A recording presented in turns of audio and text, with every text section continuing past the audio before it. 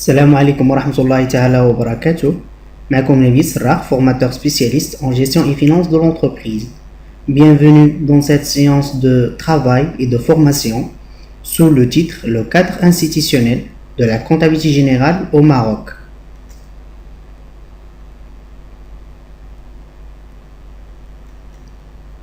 Le cadre institutionnel de la comptabilité au Maroc est représenté par le Conseil national de la comptabilité et l'Ordre des experts comptables.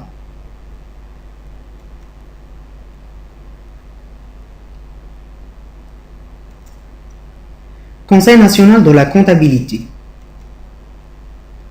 Organe compétent a été institué en 1989 en tant qu'organe officiel de concertation interprofessionnelle, chargé d'édicter la normalisation et la doctrine comptable, et regroupant les représentants des administrations de la profession comptable, du monde des affaires et du secteur de l'enseignement de la comptabilité.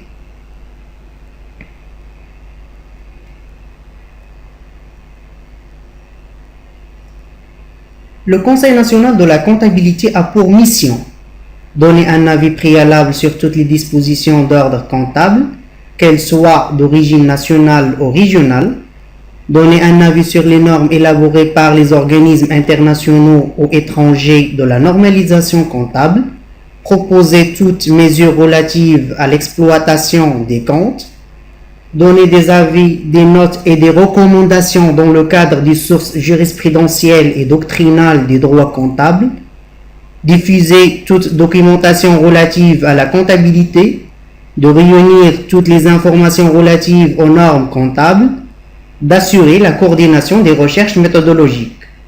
Élabore sous forme de recommandations les règles, les principes et les normes retenues que les comptables sont tenus de respecter scrupuleusement. Coordonner et encourager les actions de recherche, d'études et de perfectionnement se rattachant à la discipline comptable et représenter l'État dans les organismes internationaux de normalisation comptable.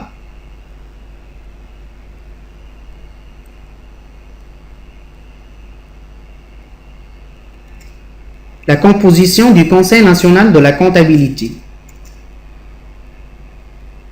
Présidé par le ministre des Finances ou son représentant, se compose par 5 organes ainsi dénommés. L'Assemblée plénière est constituée par les membres du Conseil désignés conformément à l'article 6 du décret numéro 96-318 et présidée par le président du Conseil. Le bureau est composé du président du Conseil national de la comptabilité, du vice-président, du représentant au Conseil de l'Ordre des professionnels de la comptabilité, du représentant au Conseil des enseignants universitaires, du représentant au Conseil de la Chambre de commerce et d'industrie, du représentant au Conseil de l'Association des banques et établissements financiers, du représentant au Conseil de la fonction publique, du représentant au Conseil de la délégation aux participations de l'État.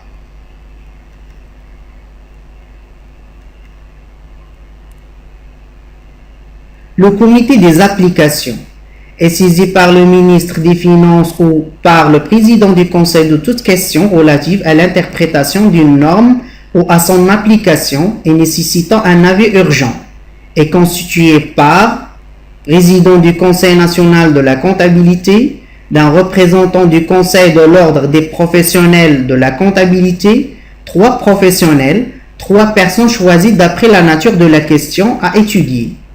Les commissions sont des groupes de réflexion qui participent à l'élaboration de projets de règlement technique et les commissions techniques suivantes.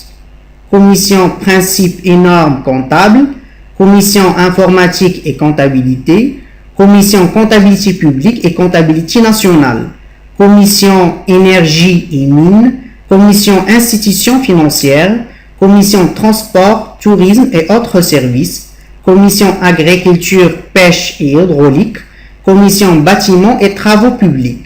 Et enfin, on a le secrétariat administratif et technique.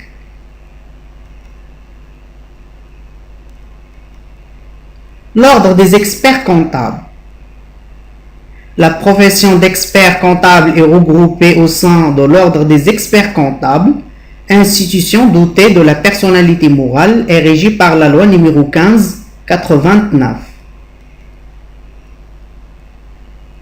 L'ordre des experts comptables a pour mission assurer la sauvegarde des principes et traditions de moralité, de dignité et de probité qui font l'honneur de la profession d'expert comptable et veiller au respect par ses membres des lois, règlements et usagers qui régissent l'exercice de la profession.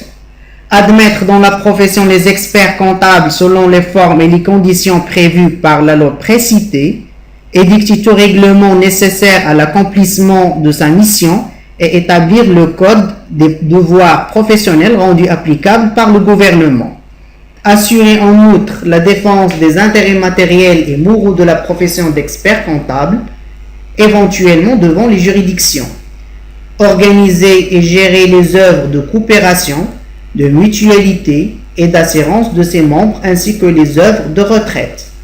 Représenter la profession d'expert comptable auprès de l'administration et auprès des organisations ou organismes internationaux poursuivant des buts analogues. Les habilités d'un expert comptable. Attester la régularité et la sincérité des bilans, des comptes de résultats et des états comptables et financiers. Délivrer toute autre attestation donnant une opinion sur un ou plusieurs comptes des entreprises ou des organismes. Exercer la mission de commissaire aux comptes, c'est-à-dire le contrôle et la certification des états de synthèse. Exercer les fonctions de commissaire aux apports, c'est-à-dire l'évaluation des apports en nature.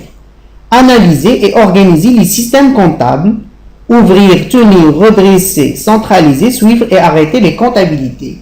Donner des conseils et avis et entreprendre des travaux d'ordre juridique, fiscal, économique, financier et organisationnel se rapportant à la vie des entreprises et des organismes. De ce fait, on a terminé cette séance et à la prochaine fois, Inch'Allah. N'oubliez pas de s'abonner pour recevoir les nouvelles vidéos et à bientôt.